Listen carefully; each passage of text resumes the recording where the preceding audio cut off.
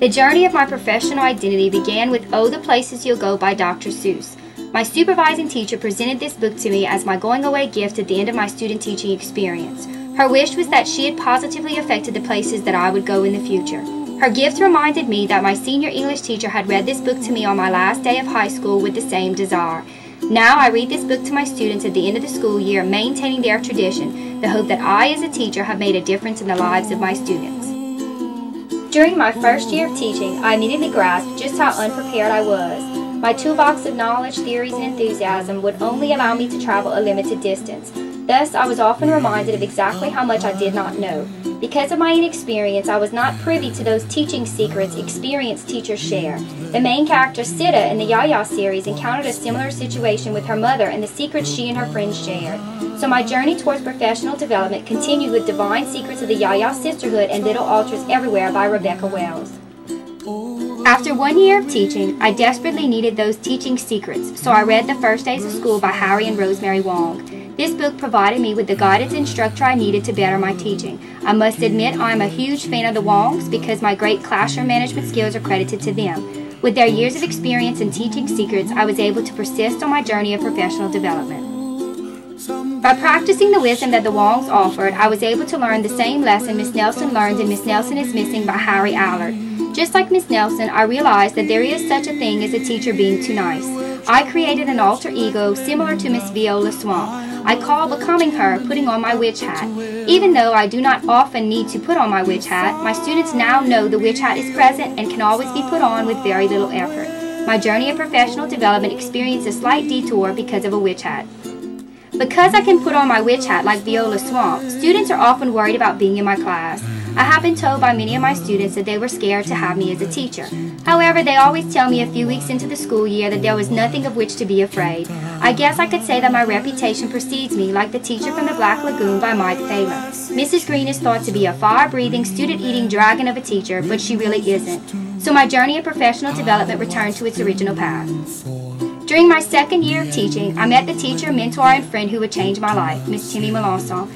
Even though she detected my lack of direction and the assistance I required, she graciously befriended me and eventually became my mentor. Her bubbly personality, easygoing nature, and quirky sense of humor were just what I needed in both a friend and a mentor. She continued to teach me the lessons of teaching as well as the lessons of life. In return, I have attempted to do the same for a brand new teacher whom I have befriended and mentored, Miss Erica Trahan. Thus, my journey of professional development resumes with Tuesdays with Maury by Mitch Albom. Yayas in Bloom by Rebecca Wells provided readers with an update on the Yayas and the Petite Yayas. It displayed the sorrows and joys these characters and their families continue to experience, but mostly it showed the amount of growth and maturity that had been experienced by these characters as they progressed in life, remembered that life, and reflected upon that life. Years into my teaching career, I performed the same task, remembering and reflecting upon my teaching.